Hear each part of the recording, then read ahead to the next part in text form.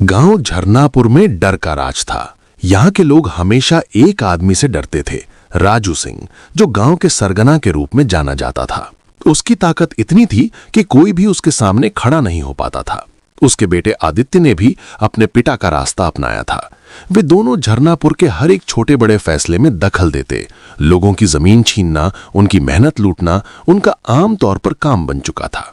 लेकिन इस गांव में एक लड़की आई, निकिता।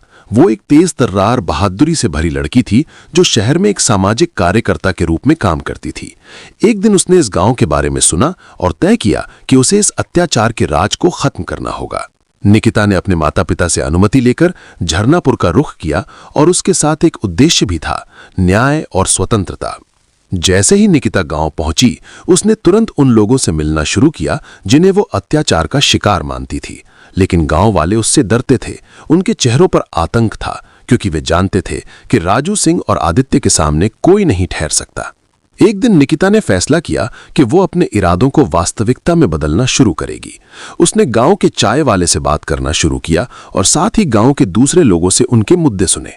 वो समझ गई कि अगर किसी को कुछ करना है तो सबको मिलकर साथ आना होगा। एक दिन निकिता गांव की छोटी सी मार्केट में थी। तभी अचानक एक सफेद रंग की महंगी गाड़ी मार्केट के पास आकर रुकी। गाड़ी से राजू सिंह और उसके बेटे आदित्य उतरे और दोनों की मौजूदगी से पूरा बाजार सुनसान हो गया।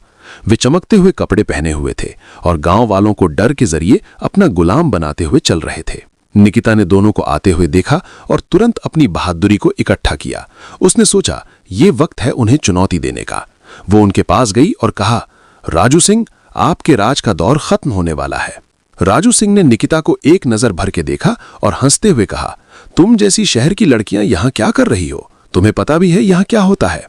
निकिता ने पूरे आत्मविश्वास के साथ जवाब दिया, मैं जानती हूं, लेकिन आपका कानून अब खत्म होगा। मैं आपको न्याय दिलवाऊंगी। राजू सिंह और आदित्य दोनों हंसते हुए उसकी बातों को नजरअंदाज करने लगे।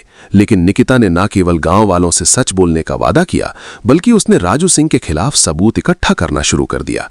एक रात वो अपने साथ एक छोटा कैमरा और रिकॉर्डर लेकर राजू सिंह के ऑफिस में छुप गई, जहां उसके सारे धोखाधड़ी के कागजात मौजूद थे। अगले दिन निकिता ने इन दस्तावेजों को पुलिस को दे दिया और मीडिया को इस बारे में सूचना दी। इसके बाद गांव के लोग जो डर में थे, उनमें हिम्मत आई। सबने एकजुट होकर राजू सिंह के खिलाफ आवाज उठाई और पुलिस ने आखिरकार उसे गिरफ्तार कर लिया। आदित्य और उसके बाकी गुंडे भी पकड़े गए। शहरी लड़की की जीत। गांव में बदलाव आया, डर का राज खत्म हुआ और न्याय का दिन आया। निकिता ने साबित कर दिया कि अगर इंसान में साहस और सच्चाई का जज्बा हो तो वो बड़े से बड़े जुल्म को भी हरा सकता है। निकिता की बहादुरी और हिम्मत ने न केवल झरनापुर के लोगों को एक नई जिंदगी दी, बल्कि पूरे इलाके में ये बात फैल गई कि सच और न्याय की ताकत कभी भी किसी भी जुल्म से बड़ी होती है।